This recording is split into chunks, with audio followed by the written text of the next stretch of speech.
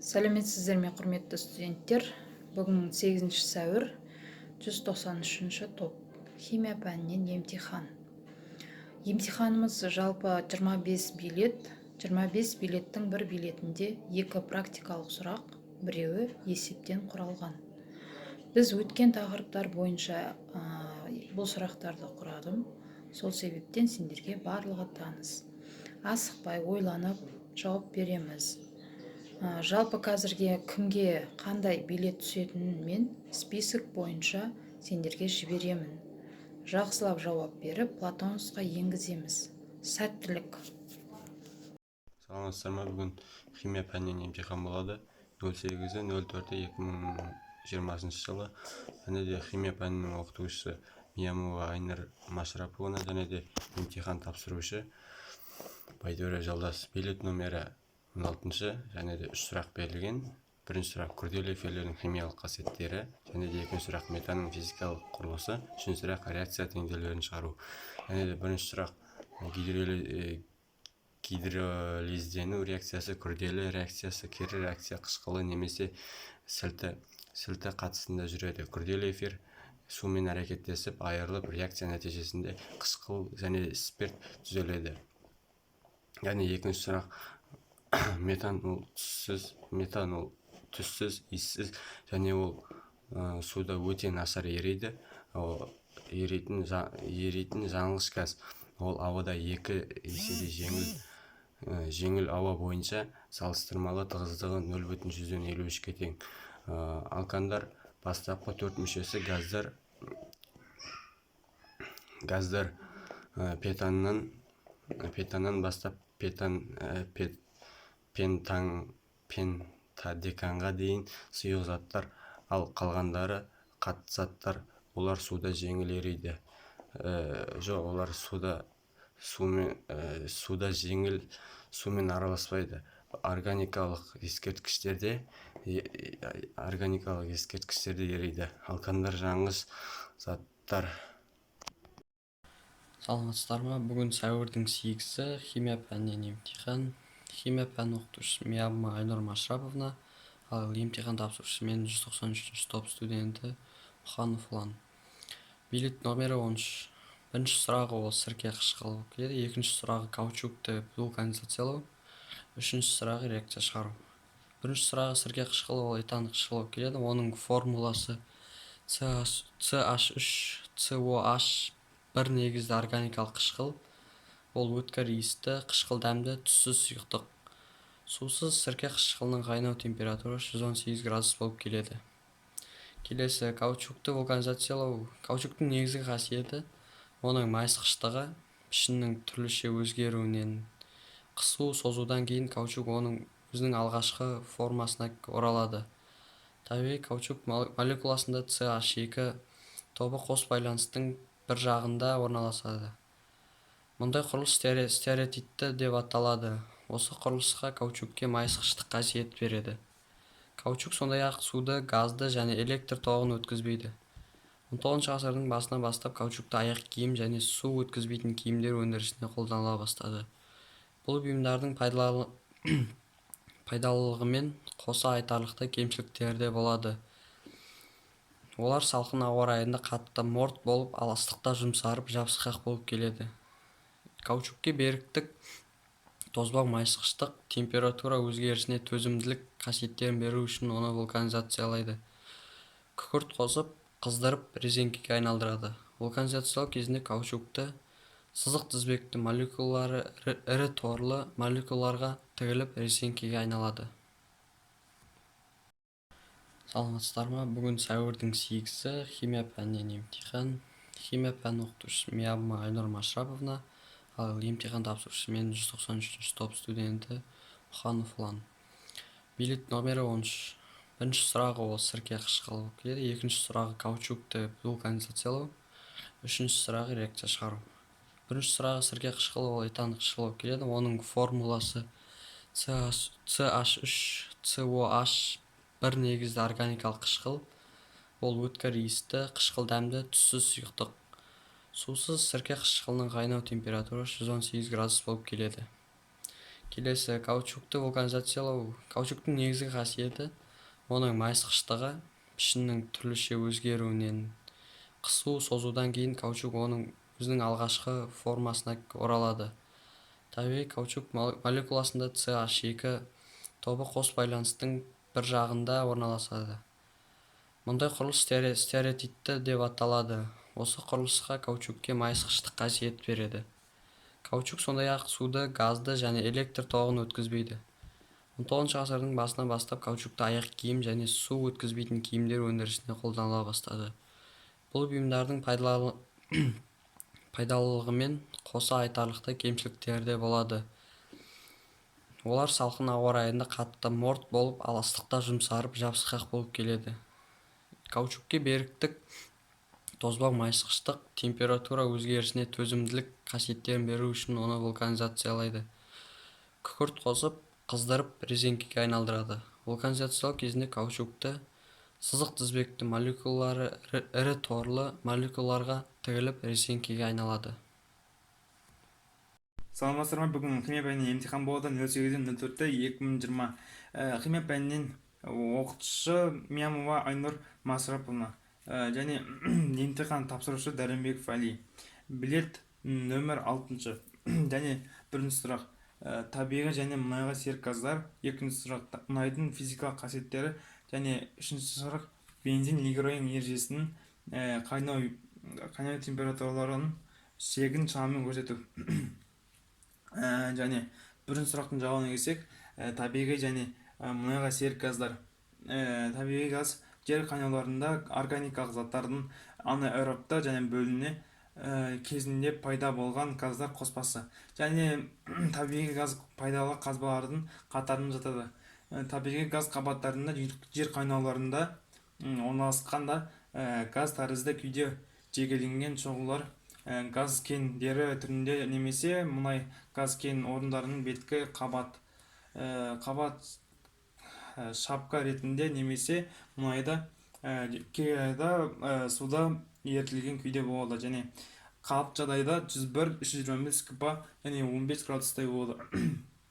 Және табиғи газ тек газ тәрізді күйде болады. Және ал мұнайға серік газдар пайда болуы жөнінен табиғи газдарға жатады.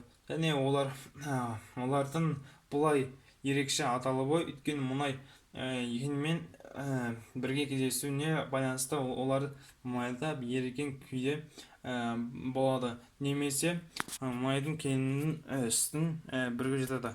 Және мұнай жоғары көтерілгенде қысым кенет төмендейді және газдар сұйықты мұнайдан бөлініп шығады. Ертерек кезде мұнайға серік газдар пайдаланатын мұнайды өндіретін жерде оны жағып жібереді.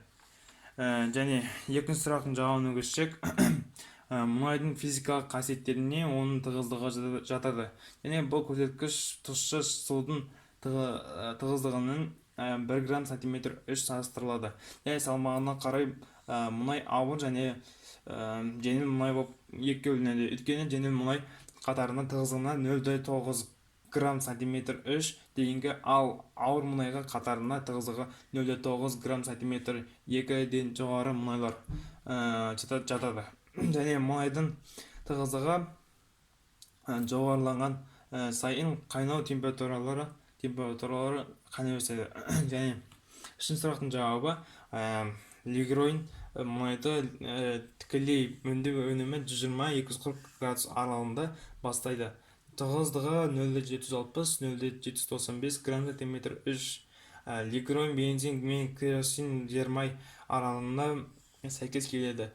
Бұл фракцияны дербестеп алуды жүзеге асырыла бермейді. Және лигроин трактор жанармай ретінде, лактау сырлау өндірісінде еріткіш ретінде white спирті деп аталады. Және 165 градус температура аралығында алынатын фракция және кейбір асаттары графикалық сұйық ретінде қолданылады. 120-240 градус аралығында бастайды. Тығыздығы 0,760-0,795 грамм сантиметр 3. Лигроин бензин мен керосин жермай аралығында сәйкес келеді. Бұл фракцияны дербестеп алуды жүзеге асырыла бермейді. Және дегройн трактор жанармай ретінде лактау сырлау өндірісінде еріткіш ретінде white спирті деп аталады. Және 165 градус температура аралығында алынатын фракция және кейбір асаттары графикалық сұйық ретінде қолданылады. Саламатсыздар ма? Бүгін емтихан 08.04.2023 жыл. Химия пәнінің оқытушы Миялова Айнұр Машраповна, емтихан тапсырушы Жұмабай Асылбек. Билет номері 24.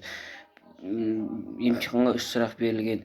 Белоктар, бірінші сұрақ. Екінші сұрақ, нуклеин қышқылдары. Үшінші, реакция 16 грамм оттегін түскенде судың қандай зат мөлшері шығады. Соны есептеу. Және де бірінші сұрақтың жауабы: тірі организмдер өзіне тән құрылымдылық, ұйымы мен биологиялық қызметтері арқылы сипаттайды. Организмнің осы құрылымдық ұйымның қызметінде белоктар өте маңызды рөл атқарады. Яғни белоктар басқа органикалық заттардың қатысумен келмейді. Өйткені олардың өзінше ерекше құрылымдық ұйымы бар. Белоктар дегеніміз амин қышқылдарынан тұратын, құрамында азоты бар жоғары молекулалары органикалық заттар. Екінші сұрақ, нуклеин қышқылдары. Нуклеин қышқылдар құрамында фосфор бар полимерлі, табиғатта өте көп таралған нуклеотидтерден тұрады. Бір нуклеотидтік 5 фосфор арасында эфирлік байланысымен келесі нуклеотидтің углевод қалдығынан 3 гидроксиді арасы эфир байланысымен нуклеин қышқылдары углеводты фосфорды қаққасын қалайды. Және де олардың МС-105-1010 нуклеин қышқылдары құрамында кіретін мономерлерінің дискос немесе рибонуклеин түріне қарай теңкі және реңкі деп бөлінеді. Нуклеин қышқылдары тірі жасуша ядросының маңызды құрам бөлігі.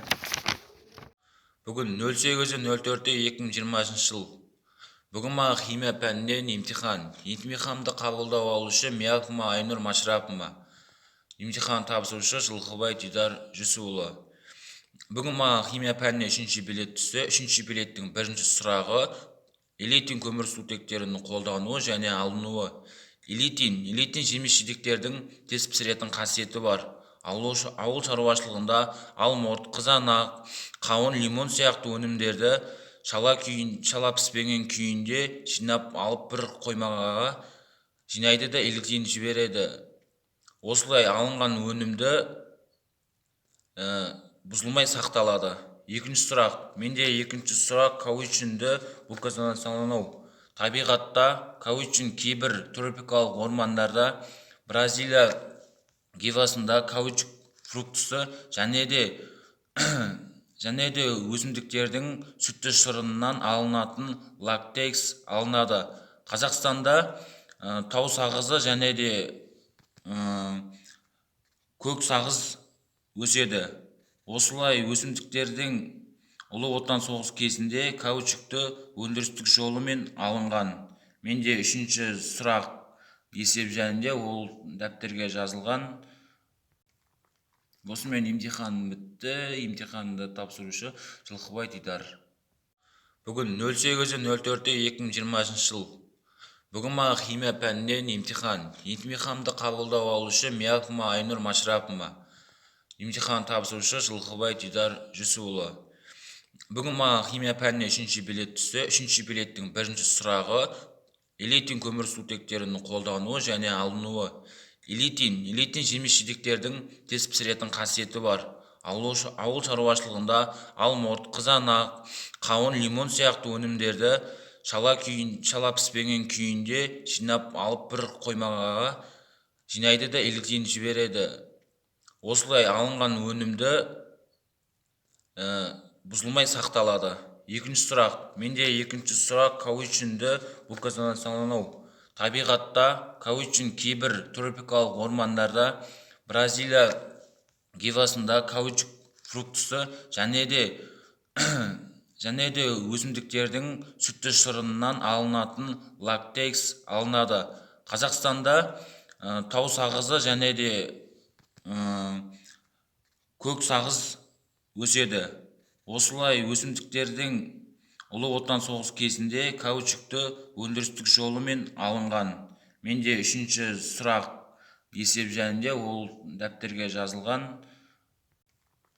Осымен емтихан бітті. Емтиханды тапсырушы Жылқыбай Дидар. Сәлеметсіздер ме? Бүгін бізге химия пәнінен емтихан. 8.04.2020 жыл. Химия пәнінің оқытушысы Миямова Айнұр. Емтихан тапсырушы Құдайберген Нұрсұлтан. Билет номері 9. Бірінші сұрақ. Спирттердің қолданылуы. Спирттер ағылшынша спирт құрамында бір немесе бірнеше гидроксил топтары болатын көмірсутек туындылары болады. Гидроксил тобының санына қарай 1, 2, 3, 4 және көп атомды спирттер радикалдар құрылысына қарай қаныққан және де қанықпаған секілді ароматты және де гетероксилді спирттер болып бөлінеді. Спирттердің молекуласында электростігі жоғары оттек атомы сутектің электрондарын өзіне тартып оларда ішінара теріс және оң зарядтар пайда болады. Зарядтардың әсерінен оттек атомы мен спирттердің екінші молекуласындағы гидроксилдің сутек атомының арасында сутектік байланыс түзіледі. Екінші сұрақ. Каучук. Табиғи каучукты кейбір тропикалық Бразил гевиясы, каучук, фикус және де тағы басқа өсімдіктердің сүтті шырындарын латекс алады. Қазақстанда каучук өсімдіктері көк сағыз және тау сағыз өседі. Саламатсыздар ма? Бүгін химия пәнінен емтихан. Емтихан алушы Миямова Айнұр Машраповна. 8 сәуір 2020 жыл күн реті. Және де бірінші билеттің сұрағы. Қаныққан көмірсутектердің химиялық қасиеті. Және де оған жауап. Қаныққан көмірсутектердің химиялық өзгерістері көміртектері атомдарының тізбегін үзу немесе сутек атомдарының үзіп алып, олар басқа атомдардың немесе топтардың орнын басу арқылы жүргізіледі. Сондықтан қаныққан көмірсутектер үшін бөлшектеу және орын басу реакциялары тән. Және де екінші сұрақ этилен және оның қасиеттері. Этилен KH2 тең KH2 органикалық қосылыс. Және де эфир иісті түссіз газ, балқу температурасы 169,5 градус, қайнау температурасы 103,8 градус, суда нашар, эфирді жақсы ериді. Ауада жарқыраған жалын шығарып жанады да көміртек қос тотығын және су түзеді. Қасиеттеріне молекуласында қоспаланыс әсер етеді, сондықтан қосып алу полимерлерінің реакциясында бейім. Және де оның қасиеттері физикалық қасиеті бар, және де химиялық қасиеті бар. Екінші сұрағы қаныққан көміртектердің химиялық қасиеттері. Қаныққан көміртектердің химиялық қасиеттері көміртек атомдарының тізбегін үзу немесе атомдарын үзіп алар, олар басқа атомдардың немесе топтардың орнын басу арқылы жүргізіледі. Сондықтан да қаныққан көміртектер үшін бөлшектеу және орын басу реакциясы тән. Саламатсыздар ма? Химия пәнінен емтихан жұмыстары өтіп жатыр. Бүгін сәуірдің 8-і химия пәнінің оқытушысы Миямова Айнұр Машраповна. Мен Тәжібай Мырзабек, 193 топ студенті. Менің билетімнің номері 4-ші билет. Бірінші сұрағына келетін болсақ, дейін көмірсутектері және құрылысы. Екінші сұрағы көмірсутектерді алу және үшінші сұрағы дейін көмірсутектердің және бутадиен формуласын жазу. Дейін көмірсутектері құрылысы. Алкадендер құрамында екі қос байланысы бар, жалпы формасы CnH2n-2 болатын қанықпаған көмірсутектер. Алкадендер қанықпаған көмірсутектердің маңызды түрлерінің бірі. Алкадендерді қысқартып диен көмірсутектері деп те атайды. Диен көмірсутектерінің бірінші мүшесі пропаден. Диендерде қос байланыстардың өзара орналасуы әртүрлі болуы мүмкін. Молекулаларында қос байланыстарды бір жай байланыс бөліп тұратын алкадендердің практикалық маңызы зор. Олардың ең маңызды өкілдері бутаден және метилбутаден. Екінші сұрағымызға келетін болсақ, көмірсутектерді алу. Ең бірінші көмірсутектер не дегенге тоқталып кетейік. Көмірсутектер молекулалары көміртек пен сутек атомдарынан тұратын органикалық қосылыстар. Көмірсутек сұйық күйде геологиялық формациядан алынған кезде ол мұнай майы деп аталады. Ал екінші жағынан табиғи түрде пайда болатын көмірсутекті газ деп те аталады. Осы көмірсутектердің алыну жолына мысал келтіріп кететін болсақ, метан және этилен элементтерін алайық. Метан газ түріндегі көмірсутек. Метанды немесе парафинді көмірсутектердің тізбегінің алғашқы мүшесі. Метанды зертханада натрий ацетаты мен натрий гидроксидінің балқытып алады.